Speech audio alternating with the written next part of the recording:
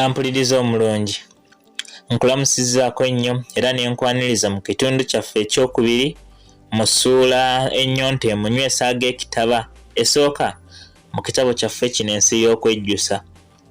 Wabula nga sinnaba kukwongerayo, nsaba onzikirize neebaze munnaffe Keyone Julius, weebalege munnange. Ono mu bufunze kaŋŋambe nti yeeyamye okutupulingirayo copies eziwerako era mbasaba bambi nammwe mumunneebalizeeko. Era ekitundu ekiwedde ekyo waliwo abaasabye ebyafaayo by'omuwandiisi w'akatabo kano. Wabula ba mikwano mbasaba munzikirize mbe bategeeza oluddako kuba akadde leero kayinza obutansobozesa bulungi. Lwa bulijjo mubategeeza tufundikira olw'ensonga entonotono, naye mmwe bakama bange kye mwetaaga mba nteekwa kukola ekyo watali kuwannaanya. Katono okujjukizaako we twakomye, kakazi kattu Kasuubi kabadde kasazeewo keetabe mu kunoonya ensimbi z'essomero kasobole okusigala nga kasoma, era awo wennyini we twakomye.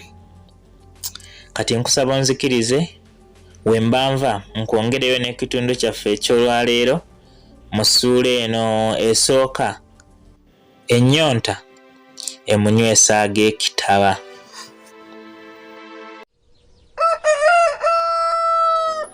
Nga bwe yali asazeewo teyalekera kuyigga kasente era ng'akyanoonya eddenzi lissemuwemba we lyazindira nga lyagala okuliira mu kavuyo.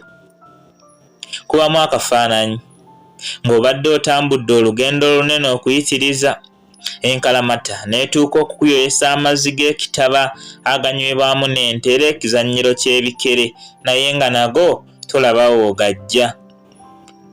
Wabula mu mbeera eyejjudde okulakaasira oli najja n'olwendo lw'amazzi n'akubuuza oba akuwoonyweko. Ddala mbuulira. Oyinza okusooka okumubuuza gy'agajje n'ensonga egamukuweesa.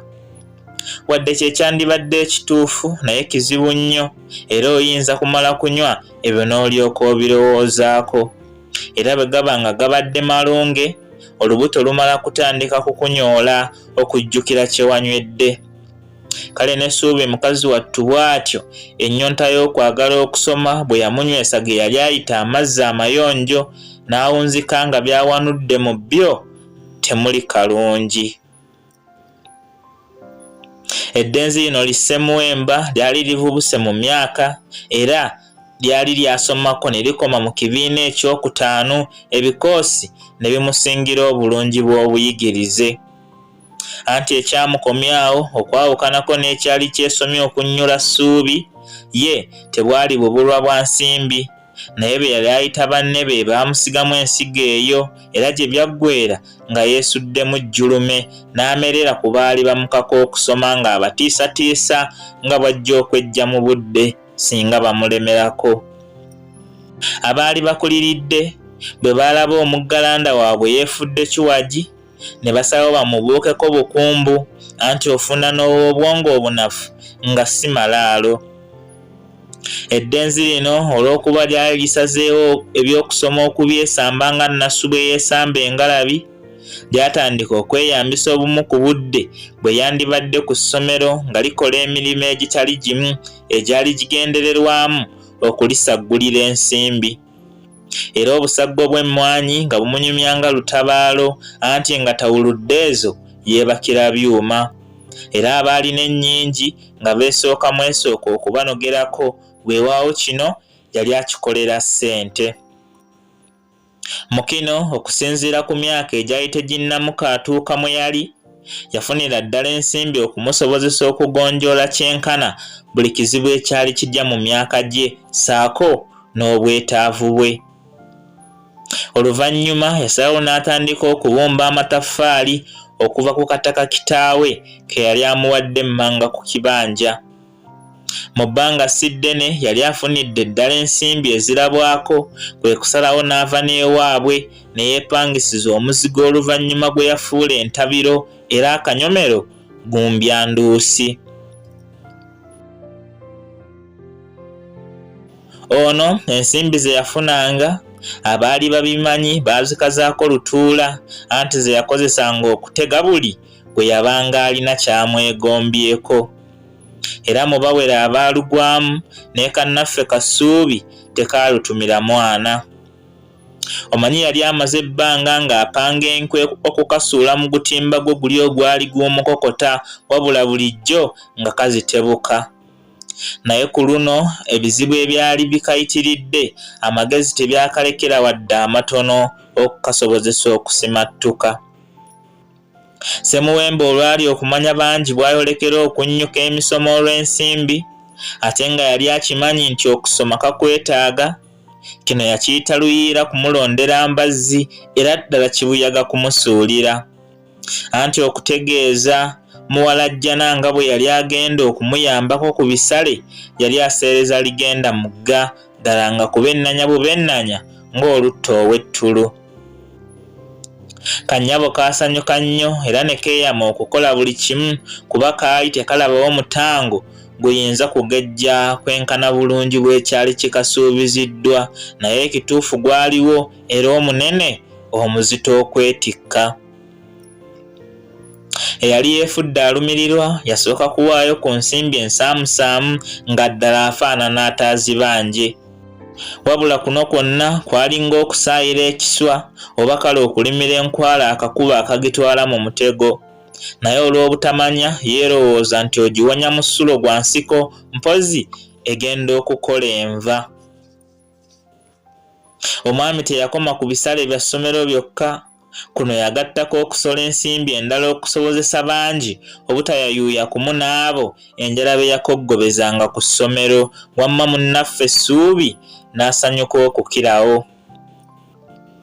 Bazadde be abaali bakooye okulaba muwala waabwe mu kkubo ng'akirako omubuulizi w'enjiri, bwe baalaba atandise okudda ekawungeezi ne banne ne balowooza nti oba Mukama ye yali awulidde essaala zaabwe, abasomesa ne baddiramu omwana waabwe nga Muteesa bwe yaddira mu b'obugulu obutono.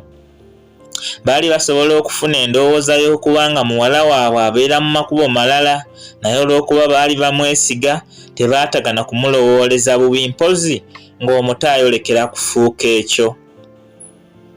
Lumu nnyina yamubuuza ng'ayagala okumanya ensonga emuwanirira okusigala ng'asoma ate ng'ewandivudde ensimbi ensulo zaali nzibikivu. Era wano omuto yasalawo kulimba ng'omukulu w'essomero bwe yali yamukwatirwa ekisa n'amusaasira okufiirwa emisomo ku magezi ge yalina. Wadde yayogera mukulu wa ssomero, naye yali akimanyi nti Ssemuwemba ye yali awaniridde ate be yali yeesunga okutabya atike. Nnyina ng'awulidde bino yategeeza bwe yalina okutuuka ku ssomero yeeyanze yali amutikkudde omugugu ogwali gumuwesa enkende. Wabula Ssuubi n'ayiiya kino n'akikomya kuba ekituufu yali akimanyi, naye ng'alaba kiyinza okumuzaalira akabasa.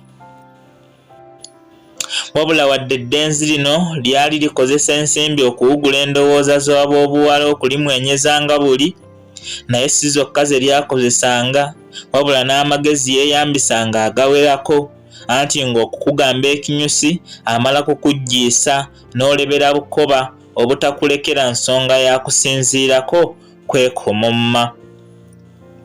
Ate ku Ssuubi kaŋŋambe nti yakisussaamu, anti mu kaweefube w'okumufumba gye yamusuubiza okumuzimbira eggulu erirye ku bubwe, anti engeri gye yali yasalaho okumuyita eri amalayika ate nga kimanyiddwa nti mu ggulu gye ziwangaalira kiba kya bulyaza amaanyi okugikuumira ku nsi, era olw'obutaagala kuvunaanibwa Katonda, Ssemuwemba kyeyava asalawo okusuubiza malayika ye ekyo. Ebigambo ebiwoomu bityo bangi yabiwuliza mannyo, anti ng'alaba ali mu lugendo okumutuusa mu kwesiima okuva mu nnawookeera w'ennaku eyali emulabye okuva mu kuzaalwa. Mukazi wattu yadde yabirowooza bw'atyo, naye ekituufu ekkubo lye yali akutte gye lyali limutwala nga wabi nnyo ddala, nga n'asobezza tagwana kukangavvulirwayo.